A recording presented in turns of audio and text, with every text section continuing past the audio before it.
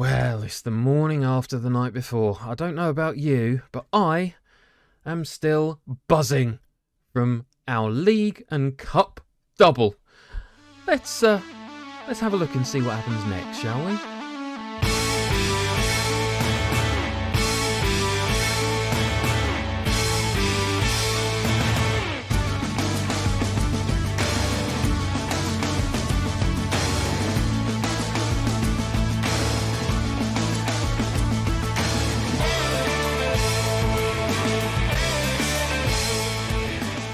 Greetings, my excellent friends, and welcome back. This is episode 6 of the Culture Club with me, Kirk Sheridan. In today's episode, we have a transfer special, we have an end-of-season review, and we might, just might, turn semi-professional.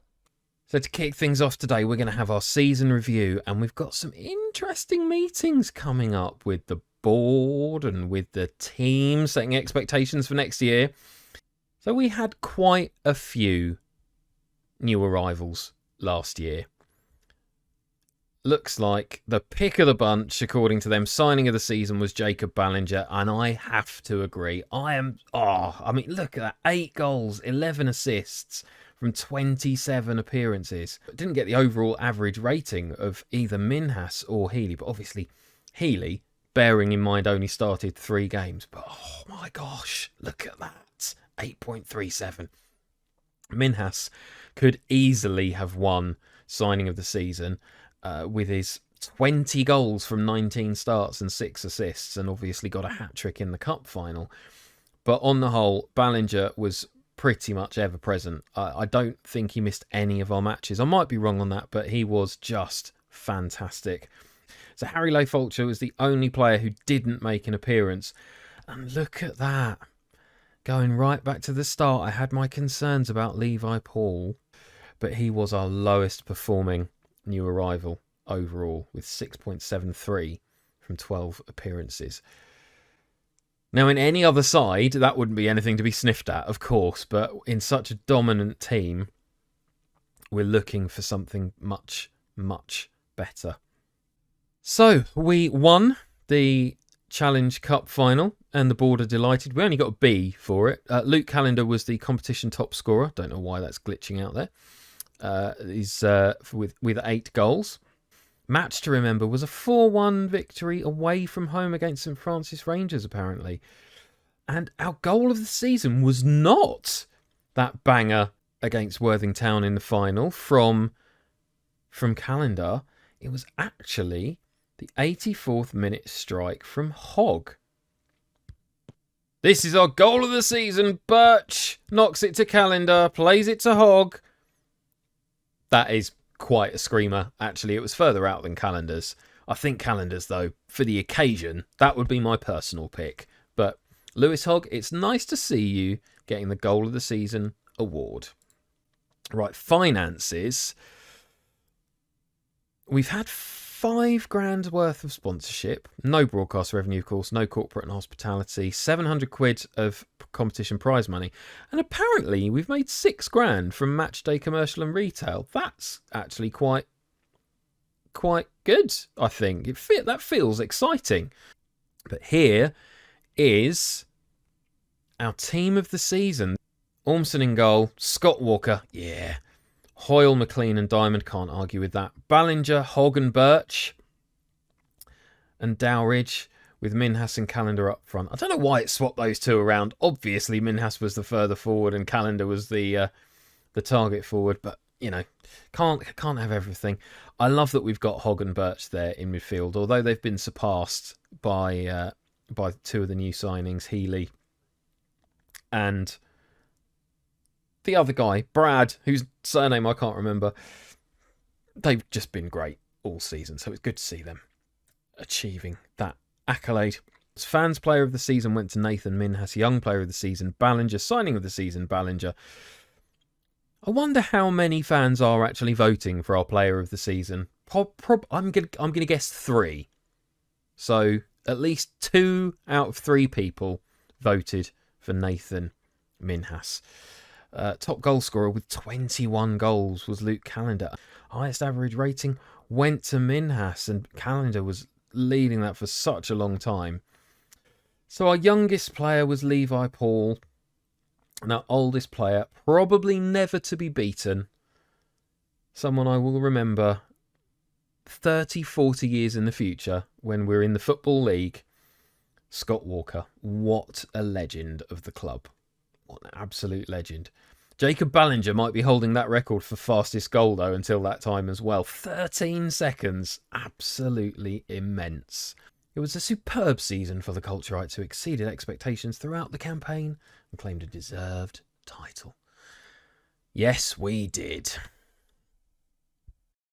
So that's the season review finished. The board want to discuss club improvements. Oh, they want to discuss turning semi-pro. Oh, that's good. How have I gone in a day, though, from being an A+ to an A-? What's changed, honestly? We would like your opinion on whether the club should look to turn semi-professional. Yes. Yes, yes, yes, yes, yes. We're delighted that you agree with our suggestion. We'll get started on putting the plans into motion. Oh, yeah. Let's keep working together, Liam. We're going to take this club to the very top. Well, that is a positive step for the club. So what's our expectation for next year? Right, they are looking for signing players under the age of 23 for the first team. Right, that is quite the change to how I've been playing things so far, where I've been bringing in free transfers and experience. That is a very, very different expectation. I would say, though, that we are playing attacking, possession, entertaining and high-tempo pressing football. We're fulfilling all of that, absolutely, but the signing players under the age of 23 might be a bit tricky. Hang on. They've gone from wanting a mid-table finish in the division we've just won to winning promotion from the next one immediately. And hopefully achieve it. We're going to be in 5 competitions next season. What? This will get confusing. We've won the cup. Which one? The other one. But there are 4. Ugh. Yes, James Hoyle. We've got a team leader. Brilliant. Connor Diamond, highly influential player. I really want to keep hold of both of them over the summer. I'm probably not going to, because as we turn semi-pro, we're going to need to start paying people. Oh, right. End of season team meeting. They've got the ability to push for back-to-back promotions if we play as well as we did this season. Excellent. And they're very happy that they're going to get a chance to impress. And I'm going to say that's brilliant. Exactly what I wanted to hear. And they've gone on their hollybobs. I'll be back on the 4th of July, so I've got almost a couple of months to myself to just think about what on earth I'm going to do. Because look, it's already starting. Chipstead have made an approach to sign Aaron Birch on a free transfer. I want to start offering contracts to the players to at least show them that I'm willing to pay them money. I'm probably not going to be able to do it until we've turned semi-pro. Let's see what happens. Can I speak to Birch now? There's a bit of a test. Offer new contract. To be fair, you're probably a squad player now, Aaron. And then, no, there's nothing I can do. I still can't add anything. Well, it's up to the board then. The sooner they turn semi-pro, the sooner I can secure some of these players. Well, I say secure. I don't even know what budgets are going to be. Oh, folks, it's going to be an interesting summer. Well, that has not taken long. I've been offered a contract on £35 a week. I'm worth that, surely. To be honest, GTS Culture, I would be your manager for nothing. And now that they're paying me, I've been able to convince the board to let me study for the next coaching badge. So I'm training now for a Continental C licence. Not bad. Not bad. Look at this. We've got our wage budget in, £1,432 a week. That's about £75,000 a year. Whoa. From having spent no money last year at all, and having, how much do we have in the bank right now? 4,000. We're now spending 75 grand a year on wages. Yikes. And scouting, 36,000, nearly 37,000 pounds on scouting. Little bit nervous, got to be honest. I hope that the competition prize money is much, much higher at this level. So it begins, the first raft of players who are going to be paid a bit of money to play for GTS Culture next season. First up, last one that I offered, I'd just like to point out, but first one to sign, Joe Healey is going to be paid £20 per match, or per appearance, I should say. £2 for every assist and £1 every time he's an unused substitute. Not bad.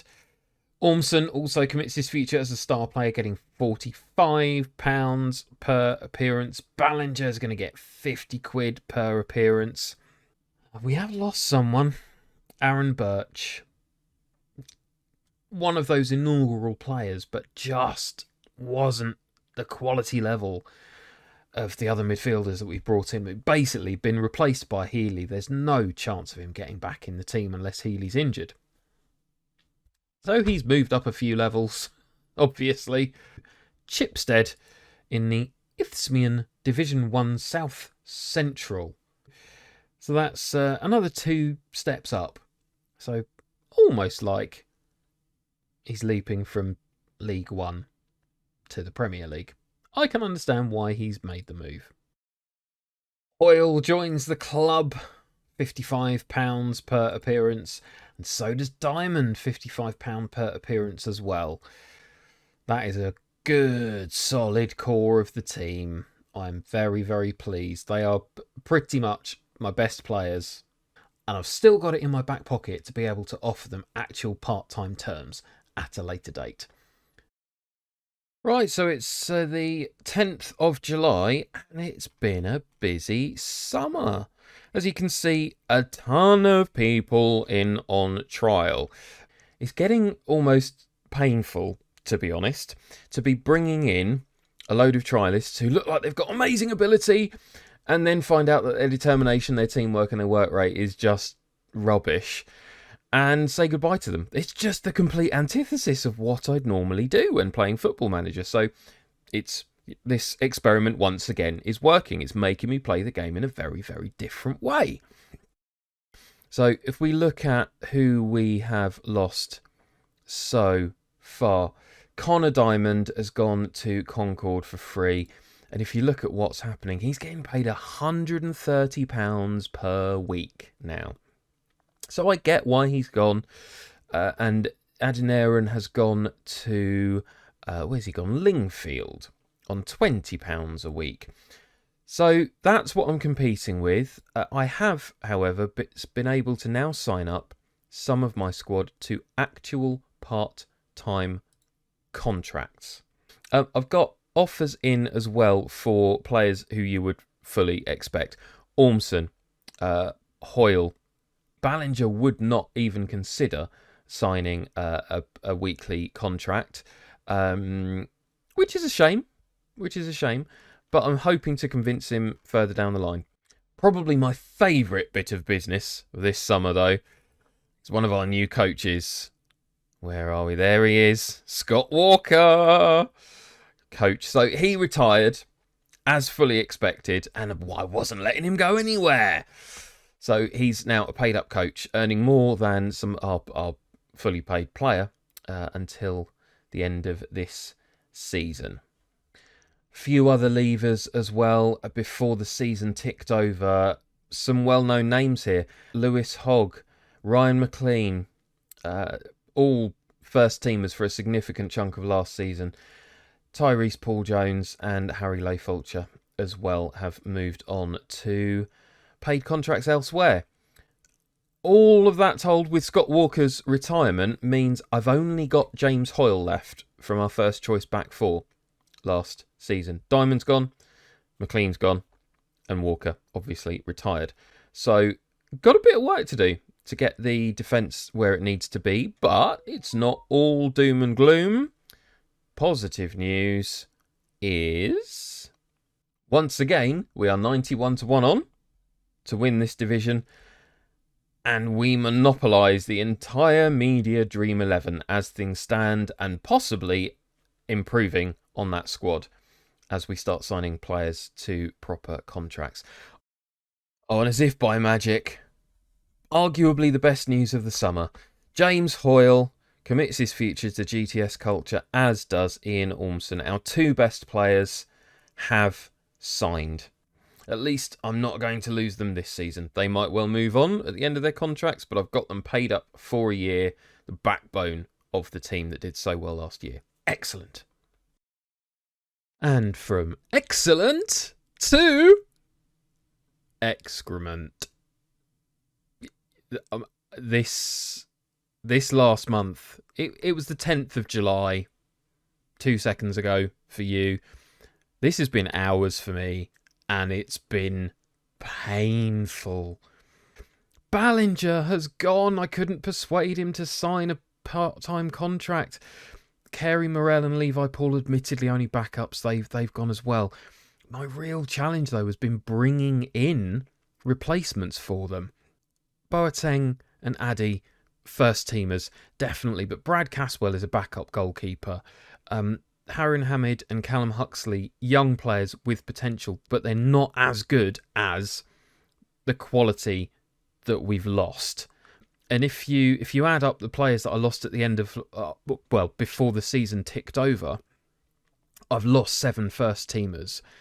Only 3 of the team that I've brought in are ready for first team football. I have got a few offers going on, mostly for defenders, because I've been left really short at the back. I've had to bring in one of the under-18s who's never played a second for us onto the bench because we basically haven't got any defenders left. Yeah, it's a bit of a worry, and mostly the team are happy. James Hoyle isn't. He's unhappy the squad hasn't been strengthened, so I signed him up to a part-time contract. I was delighted. He was delighted. I promised him I'd be looking to bring in attackers to strengthen the squad. I was happy with that. He was happy with that. He gave me 6 days. 6 days. Now, TQ Addy, who is admittedly having to play on the left wing because of the squad issues that I've got at the moment, he's going to be a fantastic advanced forward for us. Absolutely fantastic. He's played phenomenally well in friendlies so far. I'm really excited to see what he's going to do. And he joined like a week after Hoyle had basically had a strop. Now, he is my team leader, and in the ethos of the club, in the ethos of this save, I am going to make amends with James Hoyle. I'm not going to drop him as my team captain. So I'm hoping that by Christmas, we'll have turned this around. It won't have disrupted the squad dynamic too much. Because as you can see, everyone else is pretty happy. The one worry that I have with it, though, is if we look at the hierarchy, there are no more highly influential players. He could have a real influence on the rest of the team. The only thing I can do is prove to him over time that we're both on the same page, that we both want the right thing for this club. Come on, James. We can make it up, buddy. I believe in you. You've believed in me before. We can do this again. We can take this division by storm. I promise we will find some strikers. You just needed to give me more time. So this is how we are going to line up in our first match of the new season. You can see a ridiculous number of trialists, some of whom have been offered contracts, some of whom are on the way out because they're just not the right level of mental fortitude for what we're trying to achieve at GTS Culture. In the next episode, we're going to kick off in the Southern Combination Division 1. And hopefully we won't get any injuries to any defenders, because if we do, we're really screwed. Well, I hope you've enjoyed watching this today and enjoyed the peril that I'm now facing as we kick off the new season with GTS Culture. If you have enjoyed it, please click a like on the video and subscribe to find out when the next ones are going to be coming out. We've got plenty more to come for you in this story. And also check out the companion blog at gamestellstories.co.uk. In the meantime, be excellent to each other, as always, and we'll see you again very soon. Thank you for watching.